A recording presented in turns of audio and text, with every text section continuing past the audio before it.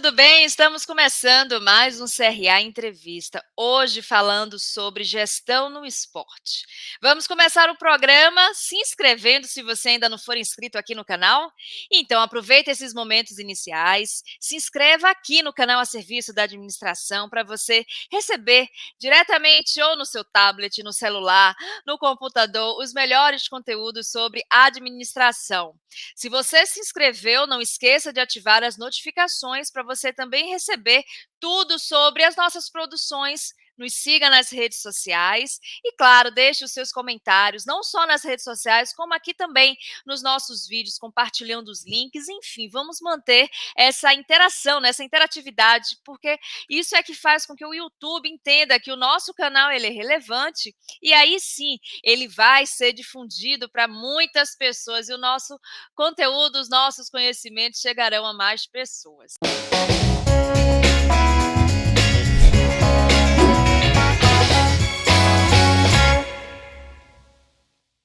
Bom, agora eu tenho o prazer de convidar o Carlos Aragá, ele que é sócio da BDO Brasil, líder da área de esporte da BDO e também um dos envolvidos no desenvolvimento da plataforma Fair Play Financeiro com a CBF. Tudo bem, Carlos? Olá, Maria Rita, tudo bem? Muito obrigada por você ter aceito o nosso convite, falar um pouco, sobre gestão no esporte. Sabemos, que o administrador pode atuar em diferentes áreas e uma delas é a esportiva, como a gente vai trazer aqui. Explica para a gente qual a importância desse profissional no setor, da gestão esportiva que movimenta bilhões de reais por ano. Claro, Maria Rita, olha só, para você ter uma ideia de que realmente esse mercado, esse segmento está muito relevante, o faturamento só dos clubes de futebol da Série A do Campeonato Brasileiro, ele foi da ordem de 6,8, 6,9 bilhões no ano anterior. Por seu lado, a dívida também bateu 7 bilhões. Então, é um mercado gigantesco e que cresce demais. Então, ele requer, sem dúvida nenhuma, a atuação de gestores, de administradores, e nas mais variadas áreas. Desde que eu tenha a gestão de estabelecer um plano estratégico para o clube, buscando seus objetivos. Cada clube tem um objetivo. Alguns têm um objetivo puramente desportivo, que é sempre ganhar todos os títulos, ser campeão. Alguns têm objetivos naquele ano financeiros. Por exemplo, o meu clube está na Série B, ele quer retornar para a Série A, então o objetivo dele é atrair uma receita maior.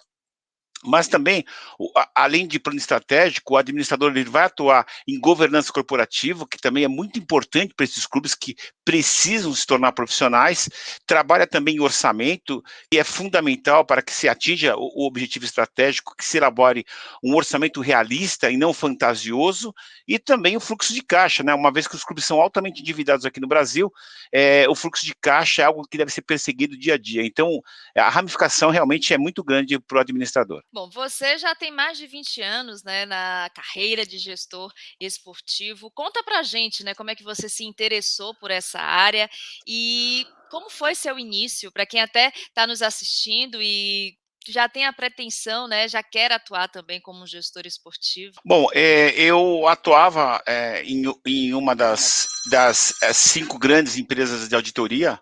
Hoje, inclusive, eu atuo na BDO, eu sou líder da área de esporte total da BDO, mas estava em uma outra dessas grandes empresas de auditoria, e aí surgiu uma oportunidade de um evento,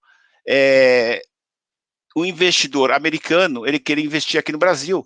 Era um fundo de investimento, a Hicks Mills, que já tinha investimento nos Estados Unidos, no Miami Dolphins, e eles querem investir no futebol brasileiro, afinal de contas. Aqui e na Argentina, por exemplo, que estão as matérias-primas para o mundo dos jogadores de futebol. A base é o Brasil, é a Argentina. E aqui no Brasil, eles optaram por investir em Corinthians e Cruzeiro. Então, à época, eles queriam uma espécie de uma due diligence, para o levantamento de como era a situação financeira desses dois clubes na época do investimento. Assim, uma época, imagine só, o futebol estava nos seus primórdios do ponto de vista de gestão, de balanço financeiro, etc. E aí surgiu essa oportunidade na firma. Quando eu soube, eu me interessei e falei, olha, eu quero trabalhar nesses projetos. E ali eu entrei, eu fiz a dirigência em Corinthians e em Cruzeiro. Então ali foi uma iniciação e eu vi que aquele mercado, e eu estou falando isso aqui, é algo mais ou menos de 95, 96, portanto há muito tempo atrás, e eu acreditava nesse mercado. Esse mercado vai crescer e vai se desenvolver, e de fato como eu imaginava, isso ocorreu hoje. Bom, além da capacitação técnica, a gente sabe que é necessário desenvolver algumas soft skills, né? Justamente para atuar nessa área da gestão esportiva. Fala para a gente quais são essas soft skills e também como é que as pessoas podem, né, acabar alinhando as soft skills com as hard skills, que são justamente essas capacitações técnicas. Olha, em linhas gerais, o que eu poderia dizer é o seguinte: o futebol é um mercado, é um segmento diferente. Por quê? O futebol ele envolve duas coisas que a maioria das empresas não envolve. O futebol ele envolve paixão e razão. Nas empresas, substancialmente, nós temos razão. O clube não. A paixão está envolvida, o torcedor ele quer saber, o conselheiro, o sócio. Então, isso dificulta um pouco de se fazer gestão em clube de futebol. Então, é preciso saber lidar muito com comportamento emocional. Você tem que saber lidar com emoções no futebol.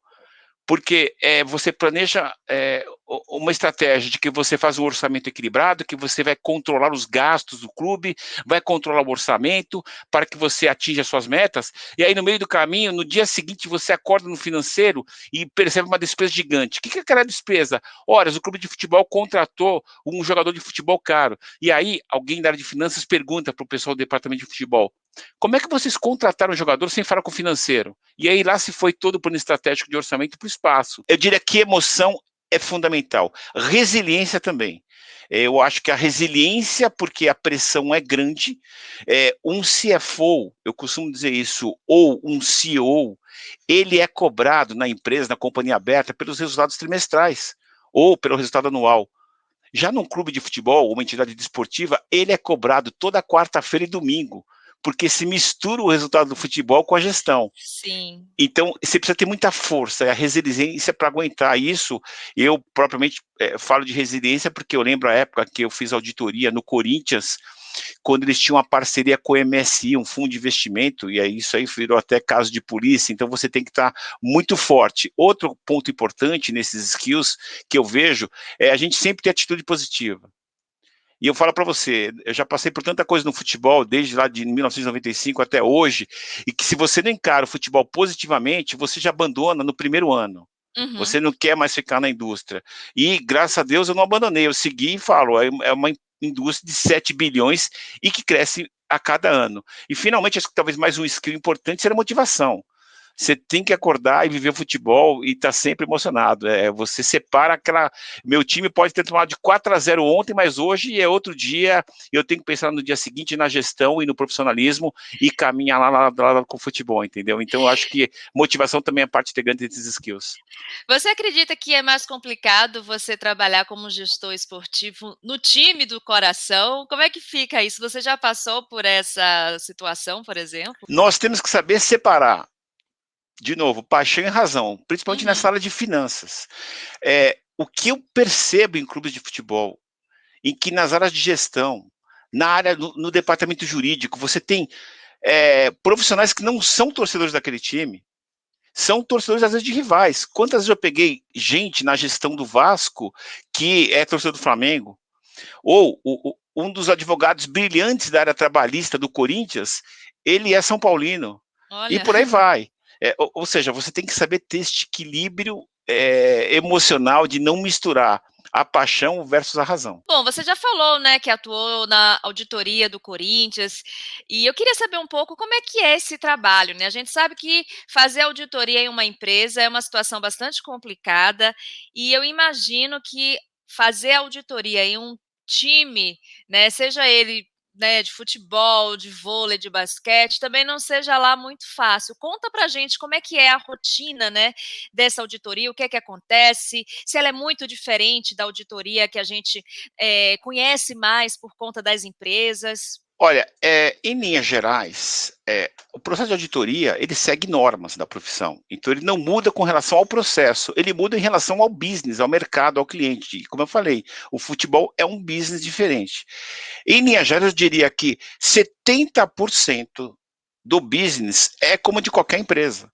eu vou ter 30% de temas, de assuntos que são específicos do futebol. Por exemplo, os jogadores de futebol, como é que o clube põe no seu balanço financeiro o atleta que ele contratou?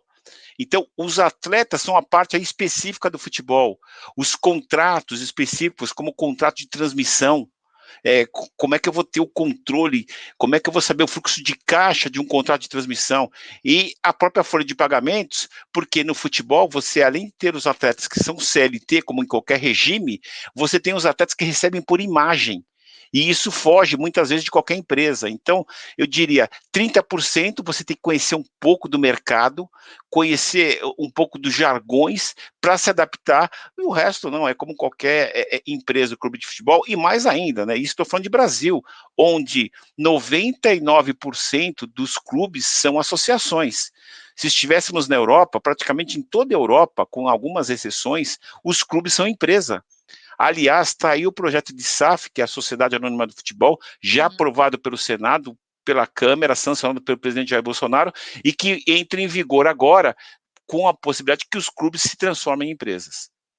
Você acha que essa transformação, então, será uma boa saída para organizar todo esse assunto relacionado à auditoria, à parte financeira? Vai ser mais fácil até para os clubes se posicionarem? Bom, a gente aqui tem que fazer um equilíbrio. Para auditoria, sim, é mais fácil. Por quê? Porque quando você tem um investidor e não está numa situação de associação, que queira ou não, a associação foge de uma característica mais profissional, muitas delas, não todas, você tem governança corporativa. Agora, para o clube, não necessariamente o clube empresa é a solução. Uhum. Eu vou te dar um fator que joga contra isso. Por exemplo, as associações hoje, elas não pagam imposto de renda nem contribuição social. Só aí é uma carga tributária de 34% nas contas de qualquer entidade. O clube empresa, ele passaria a pagar imposto. É claro que, no modelo atual aprovado por esta lei, é uma tributação intermediária. Nem os 34% de imposto de renda e contribuição social que os clubes e empresas atuais pagam, e nem o zero que as associações não pagam. Seriam Sim. 5%, depois variando para 4%. Então, há que se pensar. O importante, na minha visão, é que o clube precisa ter gestão. E aí ter gestão independeria de ser uma empresa ou de ser uma associação. Quem está querendo, né, entrar nesse fluxo, trazer o seu colega como gestor esportivo, ele precisa começar por alguma área específica, ou seja, existe uma área que seja mais importante na gestão esportiva? Para quem não está e quer entrar, eu vejo dois caminhos. No atual cenário, onde os clubes, como eu disse, são associações, é você ser associado do clube. Porque se você é associado e quer entrar profissionalmente, como associado, você já consegue participar da gestão se você for um conselheiro eleito, por exemplo. Então, você, como conselheiro eleito, já pode adquirir ou ter acesso a algum cargo, que seja conselho fiscal, conselho de administração, e você já estaria atuando. Agora, se eu sou um profissional que nunca atuei no clube, o que eu preciso? De uma certa formação. Eu preciso me capacitar. Então, aí o que eu recomendo para quem quer começar é que primeiro faça algum treinamento, algum curso de especialização. E isso vai ajudar muito a você começar na carreira. Uma vez ingressado no clube, as áreas são as mais variadas. Eu posso estar na área de tesouraria, na área propriamente financeira, eu posso migrar para a área de marketing, ou posso ir para a área de recursos humanos, ou mesmo para a área de controladoria. Então, são várias áreas que eu posso migrar, e é claro, desde que eu seja reconhecido e tenha essa capacitação dessas duas maneiras que eu disse, né? Ou você entra como associado, ali você começa a galgar internamente, ou você entra como um profissional que tem experiência e se desenvolve, e a capacitação é requerida sim. Então, é possível um torcedor, um associado, acompanhar a gestão esportiva do seu time do coração. É possível isso? Sem dúvida. Ou acompanhar sempre, porque hoje, com a Lei Pelé, os dados dos clubes, que são os balanços financeiros, eles são mandatórios que eles estejam no site do clube ou no site da respectiva federação. No nosso caso aqui em São Paulo, a Federação Paulista de Futebol. Então, se eu acessar o site do clube, e alguns são mais transparentes que outros, você tem todos os balanços financeiros de todos os anos. Então, por ali, eu já posso fazer as análises do meu clube, analisar a evolução das receitas dele, a evolução dos custos, avaliar o endividamento do meu clube. Então, o torcedor, ele pode participar. Agora, participar diretamente, não só de análise, você entra como associado, e aí você pleiteia uma vaga em conselho, e aí você passa a efetivamente participar desse modelo de associação. Claro que isso não existe quando eu falar de clube empresa, porque aí o investidor chegará e certamente vai colocar pessoas profissionais. Neste caso, como eu faço? Ora, procure se capacitar, porque pode ser que este investidor venha te chamar para ser um profissional no clube. E para quem os clubes prestam as informações auditáveis, né? Existe algum órgão que fiscalize, né, toda essa movimentação? A gente, como você mesmo mencionou, são bilhões, né, de reais, muitas vezes de dólares movimentados. Quem é que está responsável por fazer essa fiscalização? Primeira coisa que nós temos é a Lei Pelé. Uhum. A Lei Pelé traz várias exigências às entidades desportivas, especificamente tanto do foco de administração, da administração do futebol de base e também da questão financeira, porque o artigo 46A da lei exige que o clube elabore seus balanços financeiros, que o clube divulgue seus balanços financeiros. Então, enfim, existe uma lei máxima, que é a que rege o futebol. Adicionalmente à lei, o que nós temos de novo é uma segunda lei que surgiu recentemente, que é a lei do Profut. Por quê? Os clubes estavam altamente endividados, tanto do ponto de vista dívida com instituições financeiras, mas dívidas tributárias.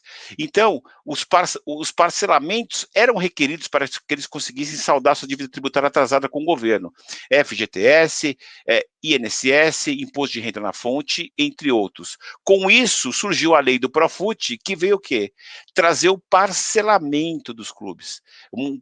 A dívida que você pode jogar para 120 meses, que é algo extremamente salutar para o fluxo de caixa. Todavia, esta lei do Profut, ela trouxe algumas exigências de governança.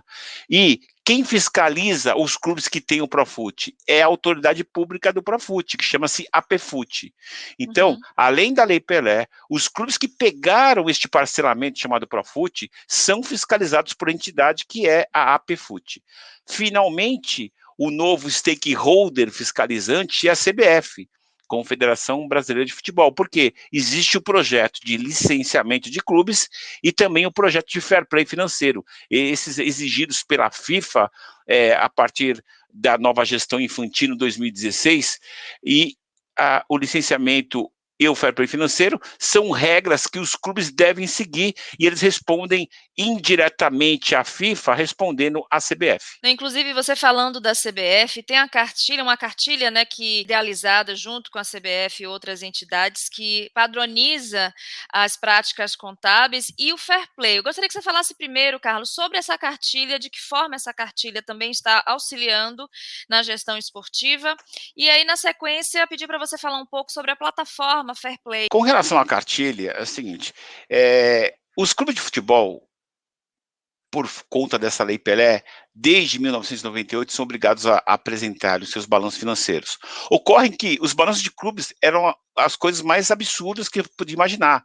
Cada um registrava um evento de uma forma. Vou citar um case do jogador de futebol. Tinha clube que o jogador de futebol estava no estoque. Tinha clube que o jogador de futebol era um investimento. Tinha clube que o jogador de futebol era ativo imobilizado, como se fosse uma máquina, um equipamento. Então, era requerido uma padronização. Então, o Conselho Federal de Contabilidade, o CFC, ele emitiu em 2004 uma resolução que meio que padronizava as práticas contábeis dos clubes. Depois, em 2013, foi atualizada essa, vamos dizer, resolução do CFC, com a ITG 2003, né? Então, para quem quiser se aprofundar um pouco, entender as questões de finanças, de balanço de clubes de futebol, deve ler a ITG 2003 do Conselho Federal de Contabilidade. Depois ele atualizou em 2019, que foi a ITG 2003 R1. E nós pudemos participar com o Conselho Federal da elaboração dessas normas. Então, desde a implantação de uma norma padronizada, nós fizemos. E por que isso é importante? Porque quando eu consigo padronizar o balanço dos clubes, os analistas financeiros conseguem fazer as análises de endividamento, EBITDA, margem EBITDA, alavancagem, liquidez. Por quê? Os balanços estão equalizados. E, finalmente, depois de todo esse movimento, a CBF, até porque ela atua diretamente com os clubes, ela procurou todo este pessoal que conhece do mercado, nós na área financeira, o próprio Conselho Federal de Contabilidade e também os contadores dos clubes de futebol, os controllers, para quê? Para discutir se seria possível a elaboração de uma cartilha mais específica para que corroborasse não só com os contadores dos grandes clubes, mas também os contadores dos clubes pequenos, e que também ela serve até para outras entidades que não do futebol. Então, neste rol, foi desenvolvida uma cartilha vamos dizer assim, é o beabá. Enquanto a resolução do Conselho Federal é uma norma a ser seguida, a cartilha esmiuça a norma com detalhes, para que qualquer contador não erre ao elaborar o balanço financeiro, seja um clube da Série A, Série B, Série C, Série D, ou mesmo um clube regional que sequer está em nenhuma das séries que a CBF organiza o campeonato. Então, essa cartilha foi bastante importante para isso. E sobre a plataforma Fair Play Financeiro, que você também, né, ajudou a desenvolvê-la, que papel ela está tendo na gestão esportiva brasileira? Bom, voltando ao tema Fair Play financeiro, que talvez daria margem aqui para um programa inteiro, mas vamos tentar resumir. O Fair Play, jogo justo, ele já existe na Europa. Então, de novo, não se inventa a roda. Ela já estava pronta. Então, o que o Brasil faz é adaptar ao modelo já existente na UEFA. E quem trouxe isso? O Infantino, como eu falei para vocês, a FIFA vem de uma nova gestão.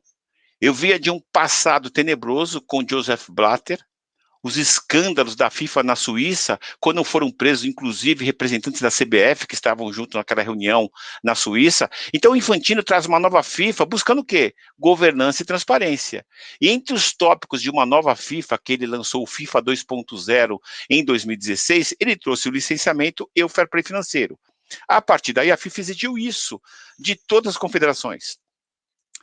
A CONCACAF, que é a América Central e Estados Unidos, a Comebol, que organiza os campeonatos na América do Sul, a Confederação Africana de Futebol e por aí vai, e exigiu que se implantasse. Então a Comebol desceu para as federações. CBF, a AFA, a Federação Argentina, Federação Paraguai de Futebol, Federação Peruana e todas. E a própria federação, no caso a CBF, fez a implantação para que os clubes passassem a atender o fair play financeiro. O fair play financeiro, basicamente, será a maneira de avaliar os clubes de futebol daqui para frente.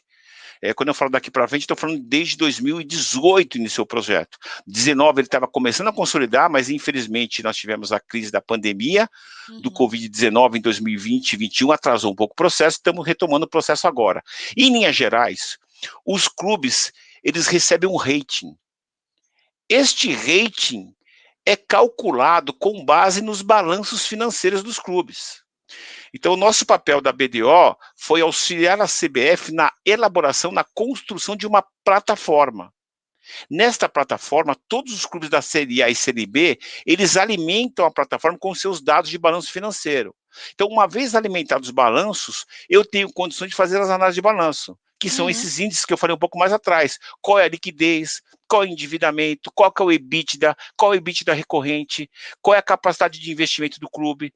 E por aí, com base nestes cálculos gerados na plataforma, a partir dos balanços que os clubes alimentam, é calculado o rating dos clubes. Então, com o rating dos clubes, eles sabem se eles passam no fair play ou não. E qual é o rating? O rating vai de A até E. Se um clube atinge o rating B e C, naquele ano ele está aprovado no fair play financeiro. Agora, se o rating do clube é C para baixo, ele está reprovado no fair play financeiro. O fair play, num futuro próximo, trará sanções aos clubes que não tiverem fair play. É isso que eu ia te perguntar, o que é que significa ser reprovado no fair play? Ser reprovado é ser sancionado. Então, primeiro, do ponto de vista da reprovação em si, O fair play, ele busca um equilíbrio entre investimentos, dívida e despesa.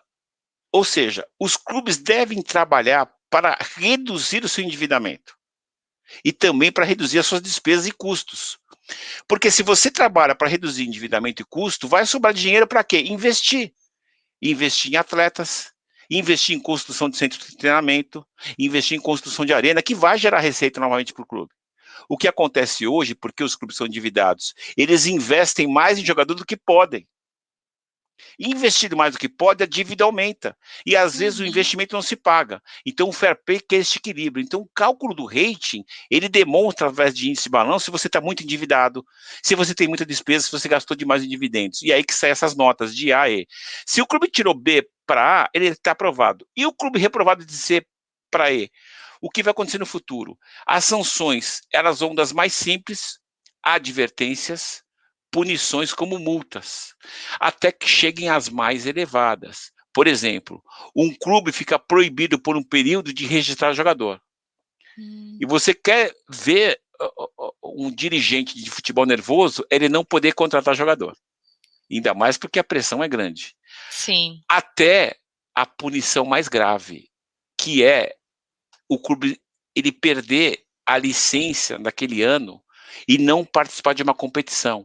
Então imagine só, aqui no Brasil o sonho dos clubes brasileiros é participar da Copa Libertadores da América, que é o top aqui no Brasil. Imagine que um clube não atinja o rating de B, ele teve um rating C, e ele se classificou em quarto lugar no Campeonato Brasileiro, que daria uma vaga na Libertadores. Se ele não tiver o licenciamento e o fair play, ele vai perder a vaga daquele ano. Agora, o complicado será explicar para a sua torcida que ele perdeu a vaga da Libertadores não foi em campo, foi nas Sim. finanças. E aí a pressão vai ser maior. E você acha que os times estão se preparando para essa evolução e revolução? Olha, eu acho que eles caminham lentamente. Uhum. Por um lado, é compreensível. Os clubes foram altamente afetados pelo Covid. O entretenimento na pandemia zerou. Sim. Sem aglomeração, sem partidas de futebol, sem público, Sem portanto, receita. sem receita.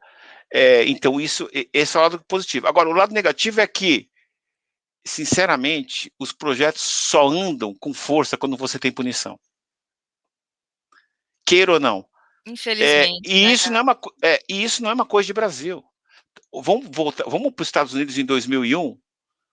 Depois de escândalos em empresas como Enron, Wordco, Xerox, Adelphia, é que surgiu a Lei Sarbanes-Oxley e que regulamentou e que passou a punir CEOs e CFOs fortemente, e o mercado acionário americano ganhou confiança, mas teve que vir uma lei que ia punir CEOs e CFOs a uma detenção de 20 anos por uma gestão. E aí o mercado americano recuperou todas aquelas fraudes, né, que se viram no início do ano 2000, que abalaram o sistema americano acionário.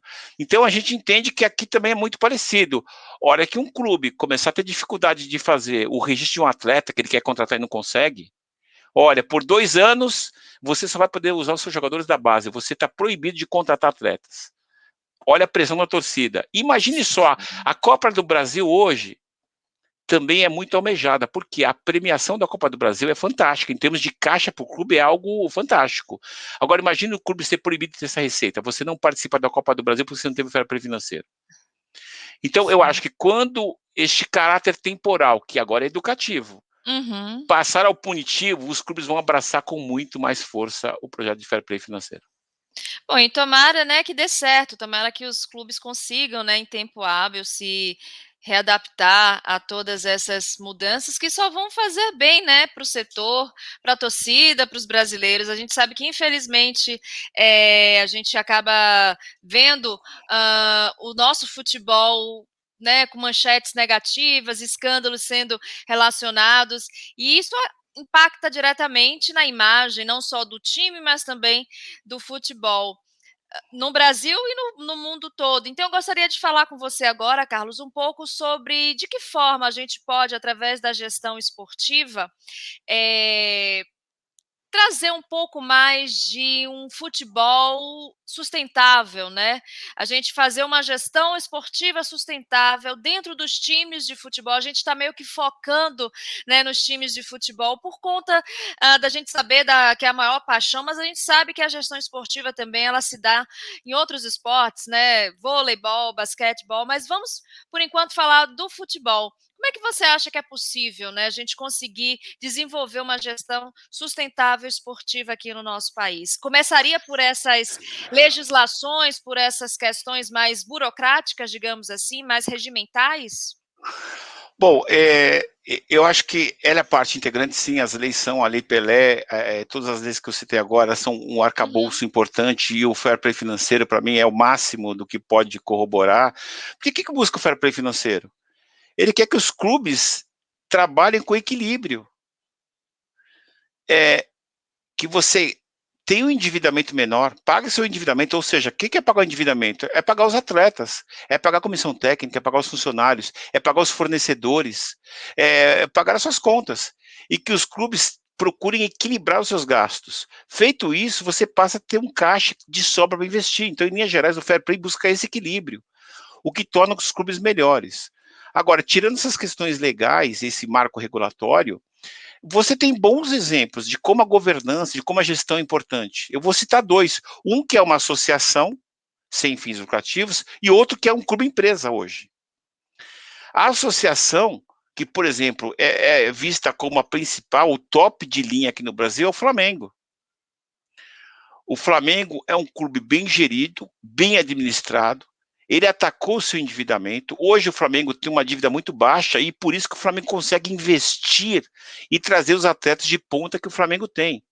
Por tabela, ele acaba ganhando as competições e o público se interessa. O Flamengo consegue levar hoje uma média de um público de 55 mil pagantes no Maracanã, o que é uma receita gigante. E aí, este interesse deste público gigante, que eu estou falando só de estádio, né? uhum. 55 mil pessoas no estádio. Agora, se você pegar as redes sociais, o Flamengo está em primeiro nas principais: Facebook, YouTube, Instagram.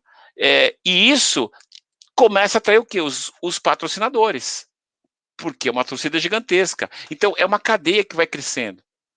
E olha só, partindo de uma boa gestão de uma associação, que é um clube que não tem dono, o dono são os associados. Então, o Flamengo conseguiu mostrar que você consegue, através deste caminho de gestão, deste caminho de governança, obter resultados fora e dentro de campo. É um exemplo vitorioso hoje. E alguns clubes começam a perseguir o Flamengo nisso. Um outro exemplo, que é o outro lado da moeda, é o clube empresa. Aí, neste caso, eu tenho o Red Bull Bragantino. Uhum. A Red Bull todo mundo conhece, não é só no futebol, está aí a Fórmula 1, entre outros esportes radicais. Eles adquiriram o controle do Bragantino, que era um clube de Série B, e aí no plano estratégico, sob a ótica de gestão, principalmente do futebol, era que o clube da Série B ele fosse para a Série A no ano seguinte, e isso ocorreu. O plano estratégico e a meta foi atingida. O Bragantino já está na principal série do futebol brasileiro. Hoje o Bragantino ele joga contra Flamengo, Corinthians, Fluminense, Palmeiras, Vasco, Botafogo, Santos, Atlético Mineiro na principal liga brasileira. E aí eles queriam para o ano de 2021 estar participando de uma competição internacional. Era a meta, era o plano estratégico. E conseguiram. Eles conseguiram, a partir disso, entrar na Copa Sul-Americana. E, aliás, o Red Bull Bragantino ele vai fazer a final da Copa. No primeiro ano já está na final, Copa Sul-Americana. E eles projetavam que o clube chegaria numa posição de 10º lugar no brasileiro. E, incrível que pareça, o Bragantino terminou o brasileiro do ano passado em 10º. Para esse ano, no plano estratégico, a empresa busca uma competição maior que a Copa Libertadores de América. E para isso teria que terminar em sexto, né, que é a fase classificatória para Uhum. Libertadores. Hoje, no campeonato, o Bragantino está em 4º lugar. Olha. E aí, então, ou seja, com isso a gente demonstra tanto um clube empresa como ainda uma associação que a partir de um trabalho sério, profissional, que busca essa governança corporativa, como qualquer empresa deveria fazê-lo, são exemplos de sucesso. E eu acho que esse é o caminho. Bacana, Carlos. Bom, gente, antes da gente seguir aqui com o nosso programa, eu quero deixar uma dica para vocês, né? Aproveitando que a gente está falando de fair play financeiro, o Carlos ele deu uma entrevista para a nossa revista, a DM Pro, para a nossa jornalista Karen Rodrigues, falando um pouco mais sobre gestão esportiva, a diferença, né, que essa gestão faz para os clubes e para as vidas dos profissionais, mas também ele se aprofundou mais sobre esse assunto fair play financeiro. Então, se você tiver curiosidade, quiser conhecer um pouco mais, a gente vai deixar aqui no descritivo do vídeo um link. Você sabe que para acessar o nosso portal é gratuito, basta você colocar lá as orientações para fazer o login e uma boa leitura, espero que vocês gostem.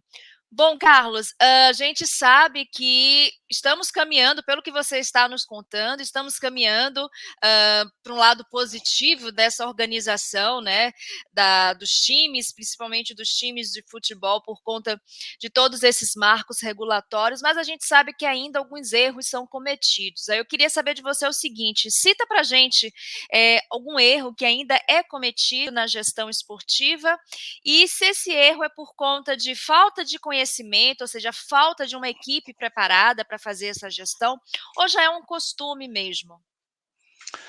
Eu acho que talvez, eu não sei se diria que é o erro, mas talvez um grande costume. A verdade é que eu dei um exemplo de uma associação que é o Flamengo, mas nem todas as associações são iguais. Talvez um dos grandes problemas provém do amadorismo. E o amadorismo, ele é provocado, queira ou não, por esse sistema associativo. Vamos pegar esses dois exemplos gigantes, né? Flamengo e Corinthians. O Flamengo que tem uma torcida estimada aí da casa de 35 milhões. E o Corinthians que tem uma torcida estimada em 30 milhões. Estamos falando de 65 milhões de torcedores. Olha o tamanho deste público. Agora, quem gere Flamengo e Corinthians? São os sócios do clube social. O presidente do Corinthians ele foi eleito com aproximadamente 900 votos. O que são 900 votos em 30 milhões de torcedores? Por quê? O futebol profissional, este business, ele está amarrado no clube social, na associação. Ele está amarrado no Parque São Jorge, ele está amarrado na Gávea. Uhum.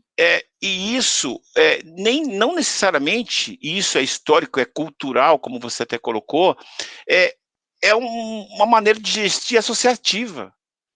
Às vezes, algum clube grande até, o peso do pessoal do futebol é o mesmo do peso da diretoria do esporte olímpico, do basquete, do vôlei, que são amadores no clube, mas tem o mesmo peso, porque são todos parte de um clube social. E muitas das vezes, se quer mais o interesse, claro, do associado do clube social, do que necessariamente do torcedor desses 35 milhões de torcedores que torcem para o clube de futebol profissional, que eles estão amarrados dentro dessa associação. Então, eu diria que esse amadorismo provocado por esse sistema associativo, que impacta em uma gestão mais profissional, e talvez não precisasse se transformar em empresa, mas que eu tivesse uma gestão profissional, e o outro fator que corrobora muito é o fato de que as gestões mudam rapidamente por conta das eleições.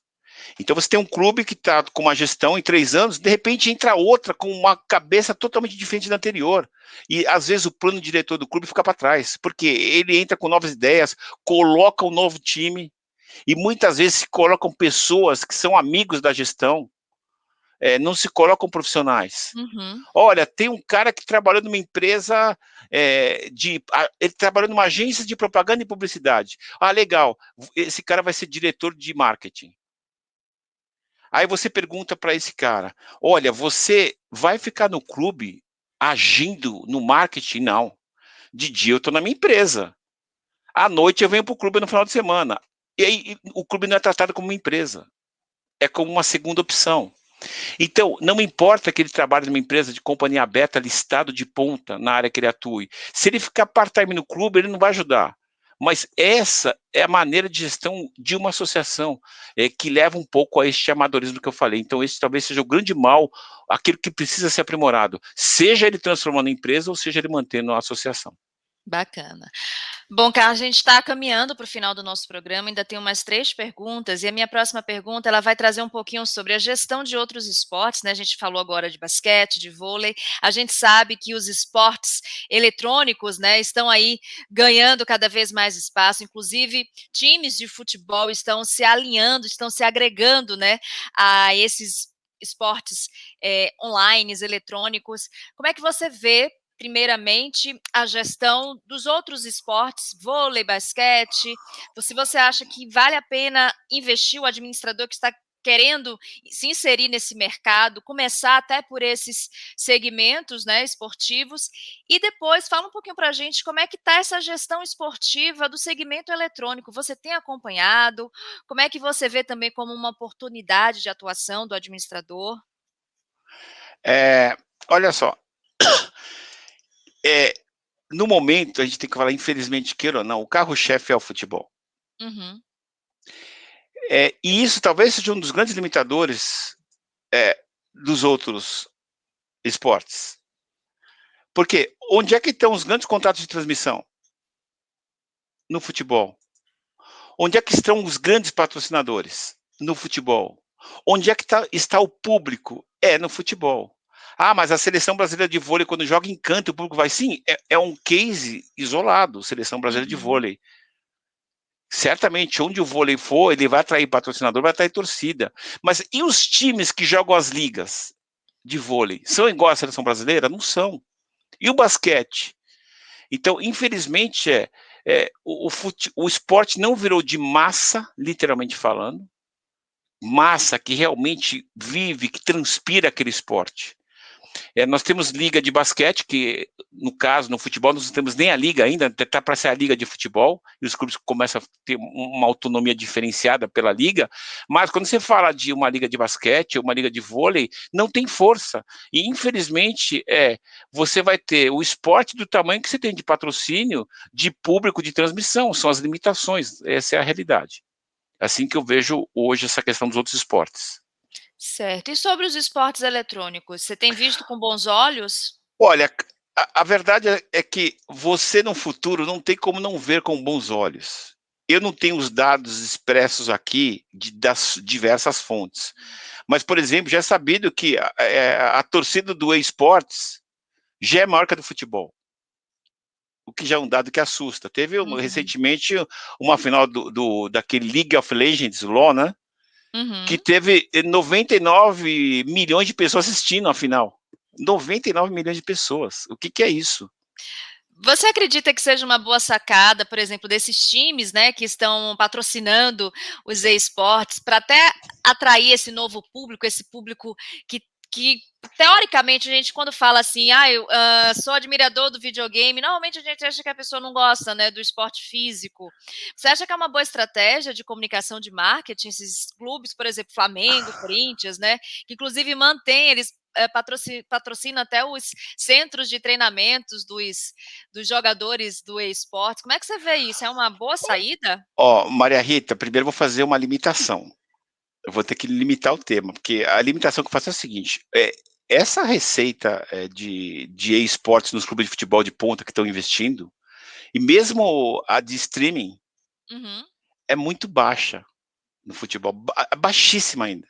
sim. Tá? Não se compara, você pode listar a receita de transmissão, venda de jogador, receita extraordinária, patrocínio, programa de sócio-torcedor, royalties, muito acima da receita que o clube tem com streaming no ano, né? Não vou dizer que o dia que faz um evento só ele não possa ser bem sucedido, e Sim. mesmo com esportes. Mas esse é o caminho futuro. Por que é o Aham. caminho futuro? Quando a gente percebe que este público já é maior que o de futebol, é, a gente sabe que as crianças, e olha o meu exemplo de casa, minha filha nunca assistiu a televisão normal. Nunca.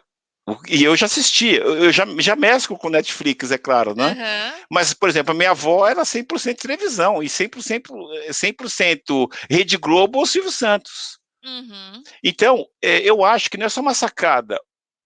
Se o futuro deste público é este, que está totalmente conectado com seus celulares, eu não posso fugir dele. Então, além de uma sacada, eu vejo como uma necessidade.